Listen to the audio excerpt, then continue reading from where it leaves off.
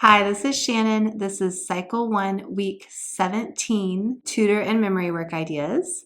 You can use these ideas if you tutor in your homeschool group, or you can use these ideas at home too with your kids as you practice the memory work. If you are new to my channel, I am a homeschooling mom of 3 little ones, 5, 3, and 1.5 now, and I have the privilege of tutoring the Abecedarians in our homeschool group. We do classical homeschooling and love it. The Abecedarians are the little ones, the 4, 5, and 6-year-olds. So these ideas are with them in mind, but you can definitely use them for older kids or adjust them a little bit. So make sure you stick around to the end of this video. I have more fun games and activities you can do with your kids at home to practice the memory work this week. They go along with all the subjects for week 17. And also I have just finished an Africa workbook that you can use with your kids if you want. It has them color the African country and an animal that's really popular in that country. It talks about a popular dish and a fun fact for each country. So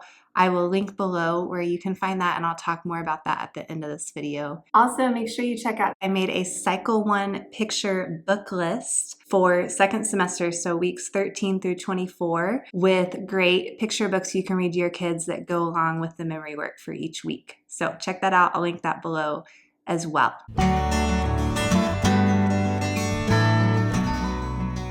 So we're going to start with English this week like I normally do. I have my English notebooks for the kids. These are just preschool lined paper notebooks that I got at the beginning of the year. I put each kid's name on the front with the biology design, and we are on week 17. So what I did again this week is wrote helping verbs at the top and then the 3 helping verbs that we are doing this week. So if you haven't seen my other videos, I did this the past 2 weeks as well. And what I did is I wrote out the first one, may, and then I wrote with dots, must, so they can trace it. And then I left a blank line for might, so they can write that one. So you can definitely adjust this as you think is appropriate for the level of your kids. They could write all of them. They could trace all of them. They could just write the letter M for each of them and you write the rest. That's one of the reasons I like doing this, is you can customize it. It gives them some writing practice. It really only takes a few minutes to do, so it's not taking a whole lot of time. So I'm going to give the kids a chance to write these out, and then we are going to continue singing our helping verbs song. So this song goes to the tune This Old Man, and we started singing it with a definition of a helping verb. So that was week 14. And then we add on helping verbs each week, and we're singing the same song. So it's great. The kids will know it really well at the end. So it goes like this. Helping verbs, help another verb assert, action, being, or existence. Helping verbs make lots of sense. Helping verbs, do, does, did, has, have, had, may, must, might, should, could, would, shall, will, can. Helping verbs, they lend a hand. So I will be singing that as the kids finish writing in their notebooks, just kind of singing it out loud, adding in the 3 new ones for this week. And then when they're all done writing, then I'm going to have them stand up and I will teach them a few new hand motions.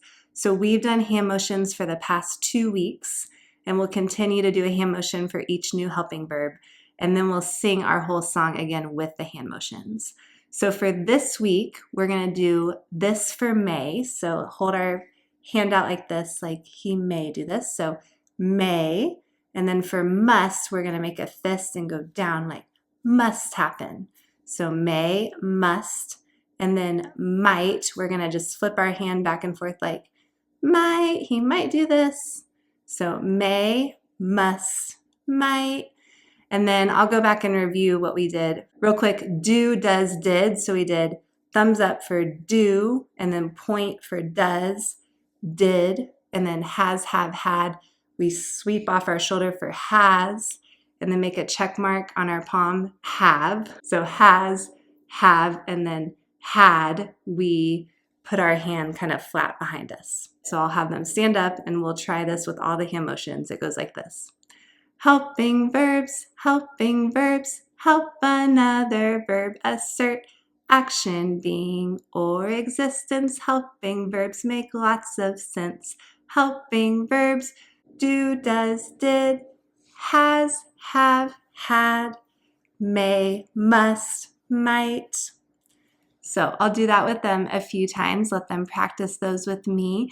And then I like to play a little game with them where I let them choose a hand motion we've done either this week or one of the last 2 weeks. And they don't say what it is, they just do it in front of the rest of the kids silently, and then the rest of the kids try to guess what they're doing. So they could do, ooh, that's must, or they could do. So I give each kid a chance to do that, and they have fun doing that. It's a great way to review the other ones. Then each week, I'm also going to practice the preposition song we did starting last semester. And I have my video linked below where I do the whole song with the hand motions and slow motion, so you can see it if you want a refresher. But the kids really like it, and I'm going to do it each week. It doesn't take that much time to run through. I'm going to do it each week so the kids know it really well, and then we'll probably perform it at the end of the year for all the parents. Also, at the end, I like to give the kids a sticker to put on their book. I do this each week. I try to find stickers that relate to something we're learning. Sometimes I do, sometimes I don't. I collect these each week, obviously, so I can prepare them for the next week. But then at the end of the year, I'll give them to the kids to take home. And this is not an actual name of a student I have, it's just an example, just so you know. So that is English this week. For timeline this week, I have my timeline cards like I normally do with the letters that start each event on the top. I like to do this just because I have younger kids and some of them don't read yet, so it helps them identify them. Before our class time, I will hide the cards around the room. And when we get to timeline, I'll tell them, okay, go around the room and find 1 or 2 cards, depending on how many kids. I have a pretty full group, so I will just have them find 1. And sometimes I pair a kid with their sibling if I have more than 7 kids, or I might pair 2 kids together that are maybe a little bit younger to find 1 card. So each kid or pair gets a card. Then once they find their card, they bring it back to their seat. We go over the events in order. So our first event this week is Napoleon crowned Emperor of France. So I'll say, okay, Napoleon crowned Emperor of France. What does Napoleon start with? Ooh, an N, that's right. Who has that? Oh, yay, Tommy. All right, you get to go put that on the wall. So I'll have 7 pieces of painter's tape up on the wall, and Tommy, or whoever has this one, will put it up on the correct spot on the wall.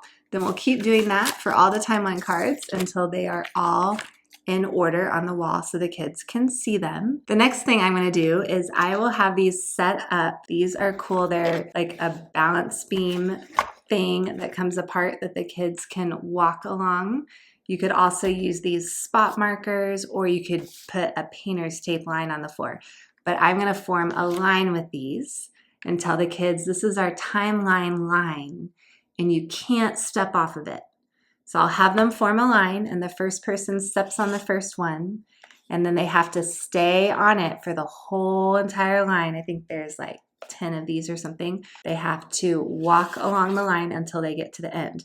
Now, as they're walking along the line, I will sing or play this week's part of the timeline song so they're hearing it. And then when they get to the end of the timeline line, they'll step off, and I'll have a new leader be the leader. They'll step on to the line and they'll come back the opposite way. And I will really encourage them to try to sing along with the timeline song.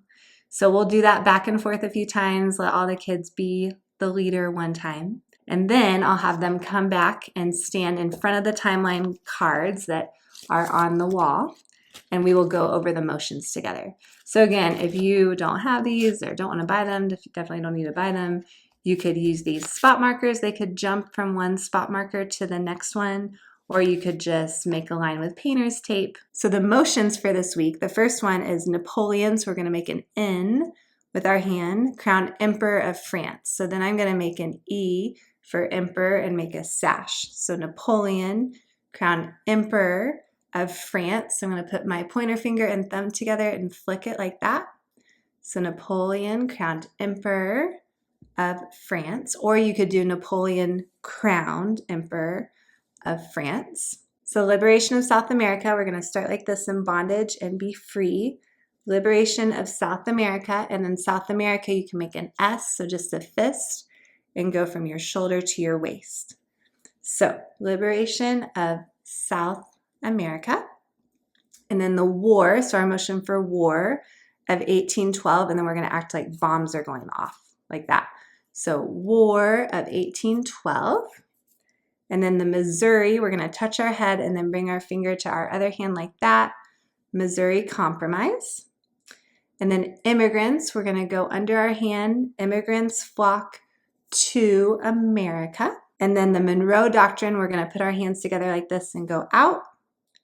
And then the romantic period of the arts, I love this one. We're going to start sad and then happy, sad, happy. All right, I'll run through the motions to the tune one time so you can see it all together. Napoleon, crowned Emperor of France. Liberation of South America. The War of 1812. The Missouri Compromise. Immigrants flock to America. The Monroe Doctrine. Romantic period of the arts. So that is timeline this week. For geography this week, we are doing African countries. So I prepped my Trivium table maps by outlining each country. So we're doing Ethiopia, Mozambique, Madagascar, Zimbabwe, and South Africa. I am not going to have these letters written here yet. This is something the kids are going to do. So I'm going to pass out these maps, but the locations will be outlined. And then I'm going to go over each country with them, have them tell me what each country starts with, and have them write that letter inside each country. So Ethiopia, we would write an E. Mozambique, I'm having them write M-O to differentiate from Madagascar. Z for Zimbabwe, S for South Africa. Then I'm going to teach them a song to the tune Oh Susanna, and it goes like this. African countries, Ethiopia, Mozambique, Zimbabwe, South Africa, and Madagascar. These are some of the African countries. And then I'm going to ask them, okay, do you remember the name of the country that starts with the E, the red E? Who remembers that one? Whoever says it, then I'll say, okay, let's erase the E. And then who remembers what the orange country is called with the M-O? Ooh, Mozambique, let's erase that one. And then let's keep doing it. What about the S? That's South Africa. Let's erase that one. So I'll go through and just review each one and have the kids erase them. And then we'll sing the song again and see if they can point to the right ones without the letters on them. And then I'll ask them, okay, now who can tell me what the purple country is called? And there's no letter there anymore because we erased it. Who remembers what that's called? See if they can remember that. Then when we talk about that one, I'm going to have them try to erase the whole outline of the country. And then we'll go through each one and have them erase the whole outline as we go over it. So it's just a good way to review them and have them do something different each time.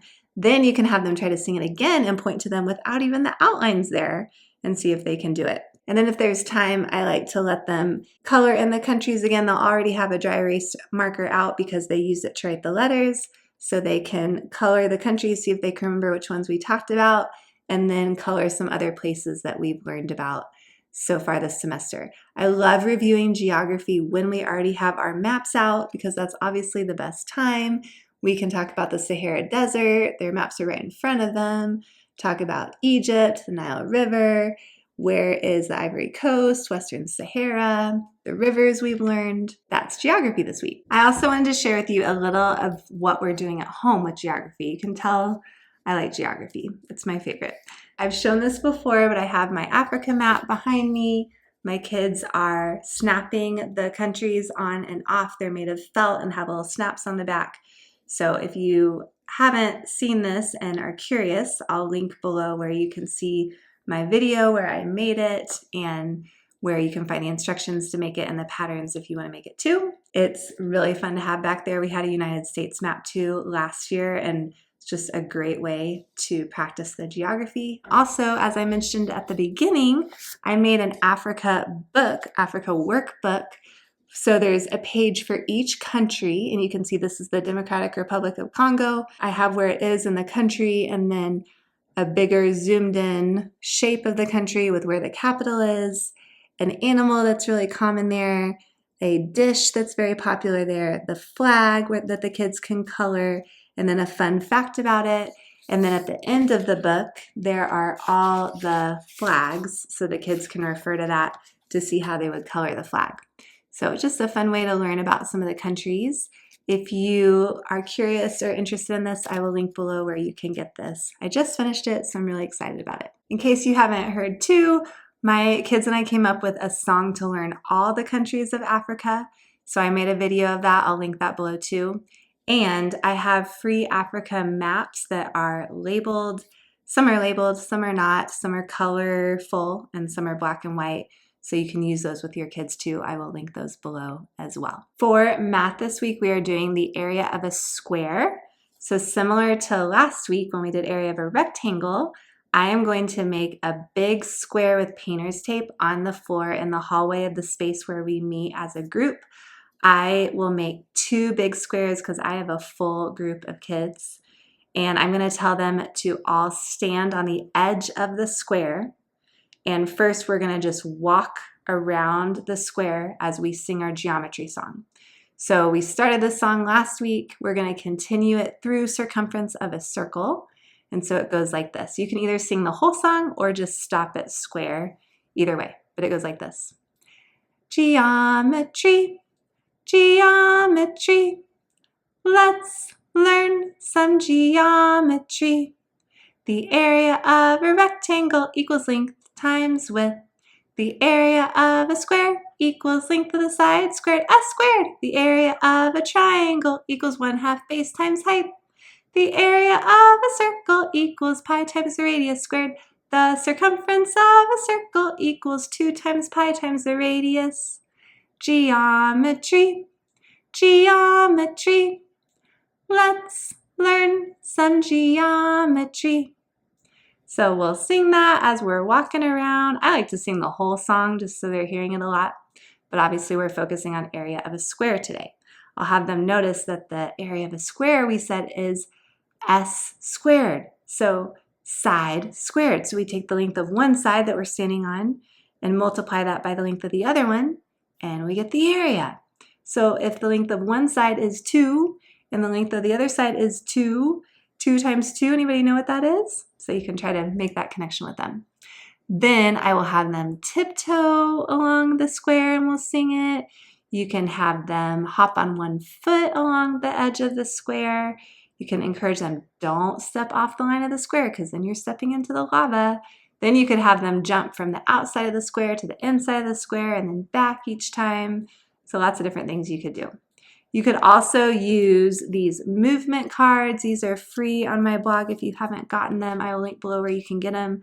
Fly like a bird. You could have them fly like a bird around the square.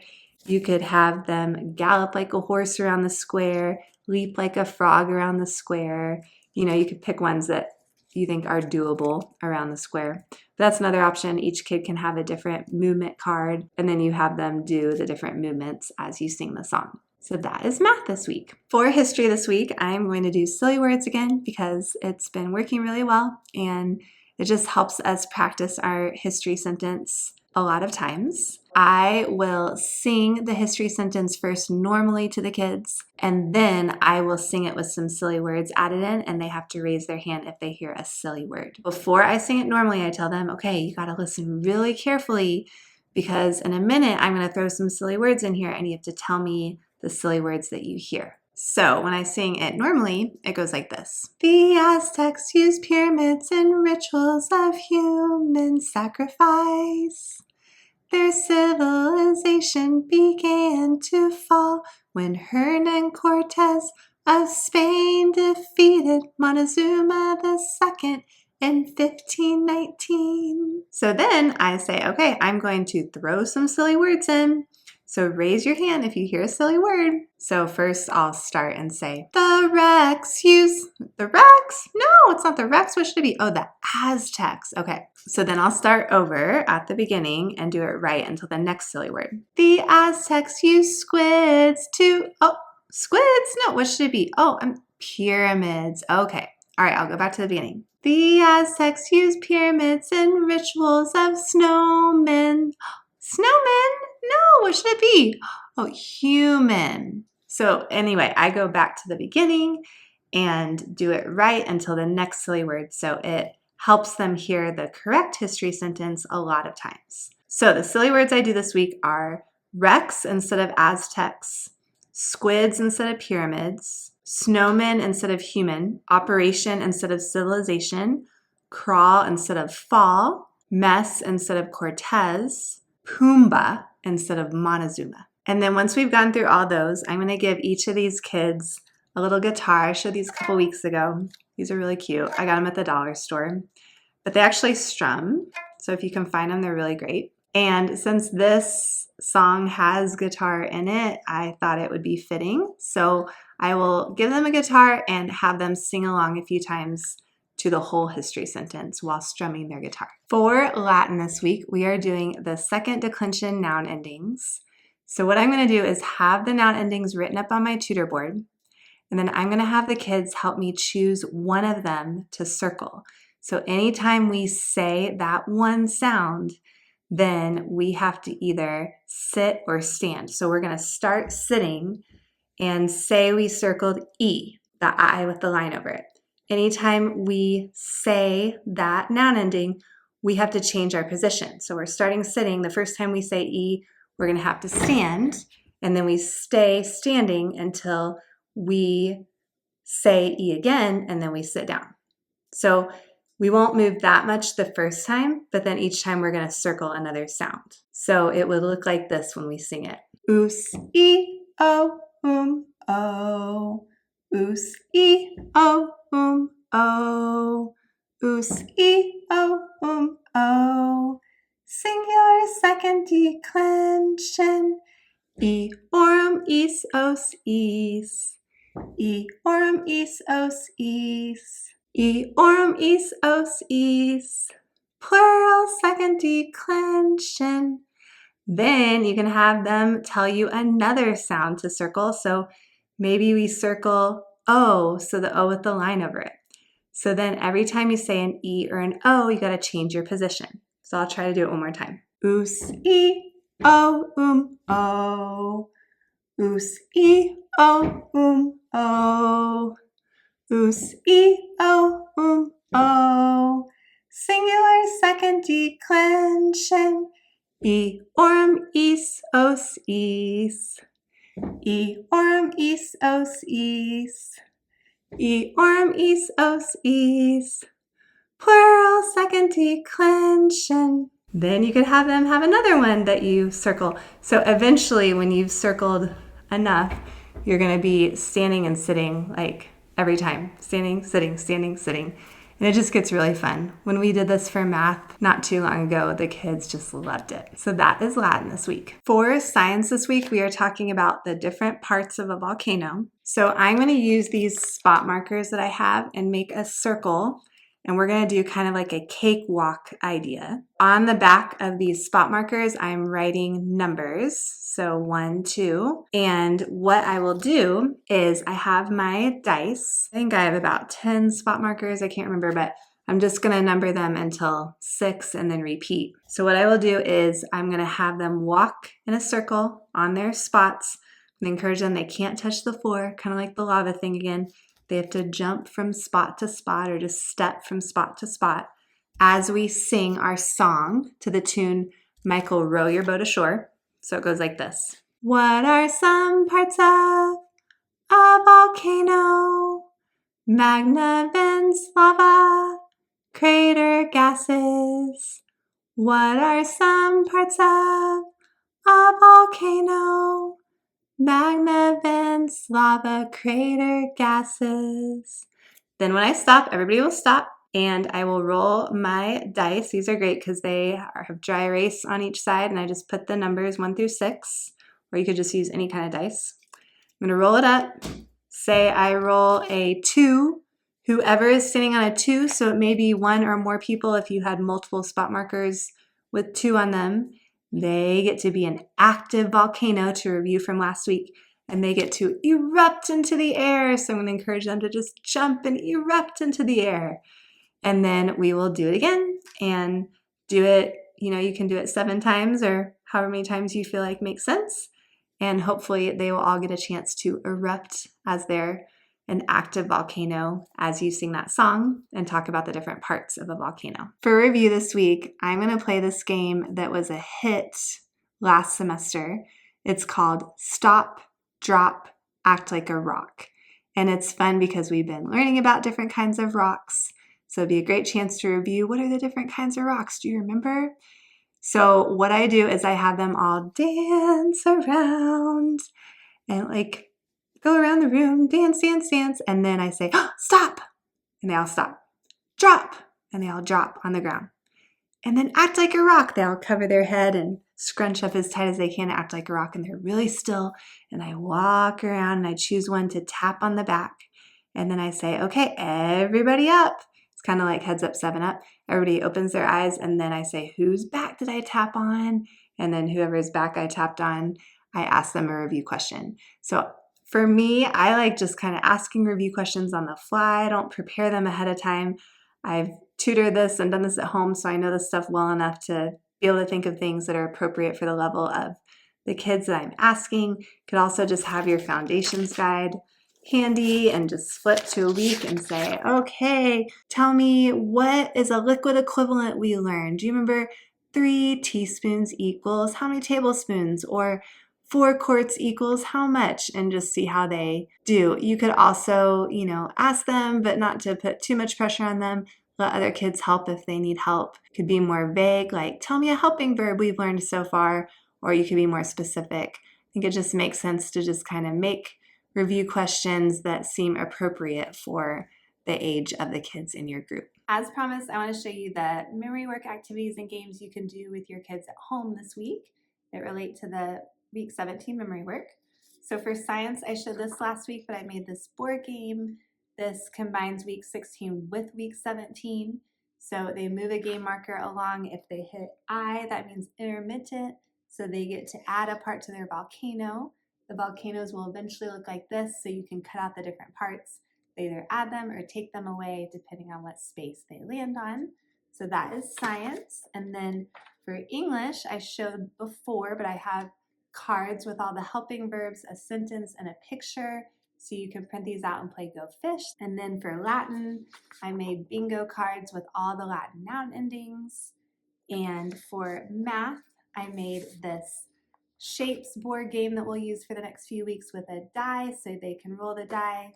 Whatever shape they land on, they go to the first item that has that shape and they try to say the area or circumference formula. Then for geography, I have a map. I put all the locations we've learned so far on it, so I'm excited about that. So you can start just rolling 1 die and then you can roll 2, 3, and even 4, and then find the sum of the numbers you get and try to say the location that matches that number. So this is great review for just all the Africa places we've learned so far, including the Middle East. And then for history, tell me about the Aztecs. I made this puzzle so you can just cut along the vertical lines, and there's a part of the history sentence on the bottom of each little strip of paper. So you can cut them out for your kids and let them try to put them back together according to the history sentence and the picture, and then they can sing the whole history sentence when they're done with the puzzle. Also, I want to talk about one more time, in case you missed it earlier in this video, the Africa book I made. You can find my link below in the description to get it, but I have a page for every country. So I showed this page already. This is another page for Uganda. So it shows where the country is. Your kids can color the country, see the capital, color an animal, and find out a dish that is popular in that country, and then color the flag, because I have all the flags at the end of the book that the kids can reference.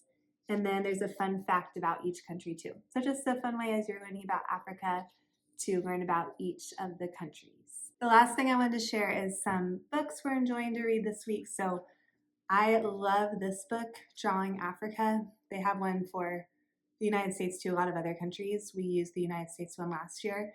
It just teaches the kids how to draw Africa step by step. So I've loved using that at home. We're really enjoying this book about Africa. It's a counting book, and especially my younger daughter, who's almost 4, is just really loving it. So it's just a fun kids Africa book called We All Went on Safari. And then we're loving these books about volcanoes. So we've got Magic School Bus Blows Its Top and Oh, the Lavas That Flow. Then this is a great book, super fun, about squares and other shapes. And we got a couple books about South Africa, and this is great for my 5-year-old who's learning how to read. And then this is a great one for the Aztecs. Had some good pictures to show my girls as we learn about that. And here's another fun one about squares and rectangles. So I have a whole book list, like I mentioned before, for the second semester of Cycle 1 with great picture books that you can check out if you want some book ideas. So thank you so much for watching.